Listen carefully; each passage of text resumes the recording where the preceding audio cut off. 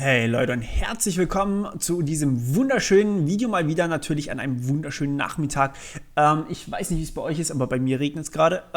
So viel zum Thema schön. Okay, was wir heute machen wollen, ist, wir wollen unser eigenes Glas erstellen. Warum eigenes Glas, wenn wir doch auch einfach dieses Glas hier nehmen können? Fragt ihr euch vielleicht? Ja, diese Frage ist berechtigt.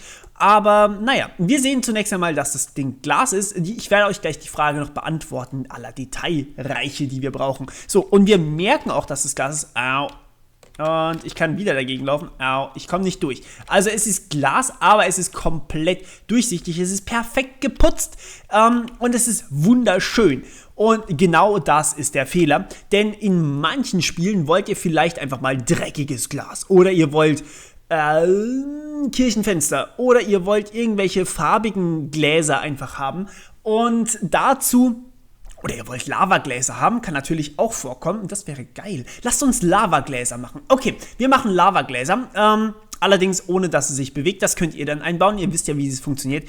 Und ja, genau. Das ist im Endeffekt genau das, was wir heute machen wollen. Es ist eigentlich nicht wirklich schwer. So, wir erstellen uns natürlich erstmal wieder ein neues Material und sagen dazu Lavaglas. Okay.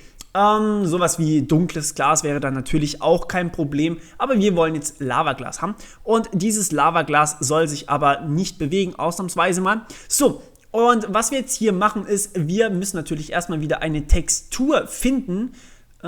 Textur finden, Starter Content, Textures. Okay, Textur finden. So, jetzt muss ich rausfinden, wie diese Feuertextur hieß. Feuertextur, perfekt. Okay, so, und jetzt ist es wichtig, dass ich nicht einfach hier sage, ich möchte vielleicht einfach mal die Farbe setzen und dann meine Roughness oder Metalligkeit. Nein, ich möchte hier, dass der Blend Mode nicht mehr opaque ist, sondern ich möchte, dass er sogenannt transluzent ist. Transluzent bedeutet so viel wie Farbe oder lässt Licht durch. Und in meinem Fall lässt es jetzt offensichtlich so viel Licht durch wie ein schwarzes Loch, nämlich gar keins. Das liegt daran, dass hier weder die Opacity noch die Base Color gesetzt ist. Base Color, dann kriege ich wenigstens hier eine ganz normale Farbe, aber die Opacity muss ich auch setzen, sonst bekomme ich hier natürlich auch wieder gar nichts. Und das bedeutet, ich ziehe hier einfach mal in Opacity rein. Ja, und das ist im Endeffekt auch schon der komplette Trick. Ob ihr es glaubt oder nicht, so einfach ist es, Glas zu erstellen. Und wir werden gleich noch ein bisschen ein Improvement sozusagen daran machen. Na komm, runter mit dir. Genau, und das ist dann eigentlich auch schon fast alles. Also wie gesagt, wir wollen es noch verbessern. Keine Sorge, ihr werdet hier noch was Nützliches lernen, wenn ich meinen Folder hier finde. So, und wir sehen, dass wir nichts sehen. Komm, mach hin.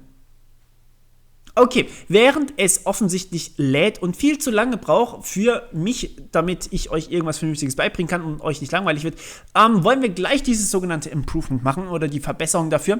Und zwar, wir wollen nicht einfach nur so die Opacity da reinmachen. Das sieht dann nämlich so aus und ist nicht wirklich durchlässig, möchte ich jetzt mal behaupten.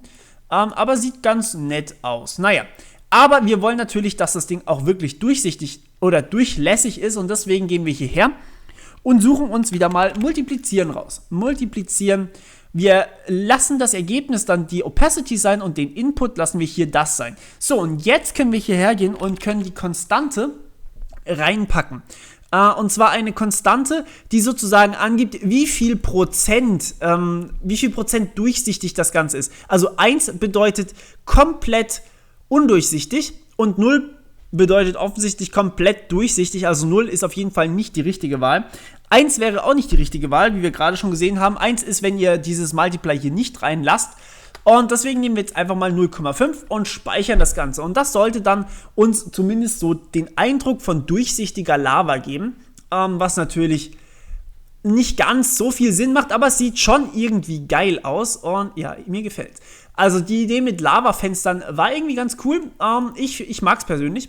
Aber was wir jetzt auch sehen können, von dieser Seite sieht es irgendwie meh aus. Also nicht so richtig nach Lavafenster, sondern enorm durchsichtig. Aber von der Seite, naja, nicht wirklich so durchsichtig wie von der anderen Seite. Woran liegt das? Das liegt daran, dass wir hier two-sided nicht angetickt haben sozusagen. Das heißt, das Material wird nur von einer Seite drauf getan und vor allem bei transluzenten Materialien ist das natürlich wichtig, denn ja, auf der anderen Seite kriegen wir sozusagen nur noch, also hier drin hier drin kriegen wir nur das, was durchscheint, während auf der Seite bekommen wir auch noch die Reflexionen ab.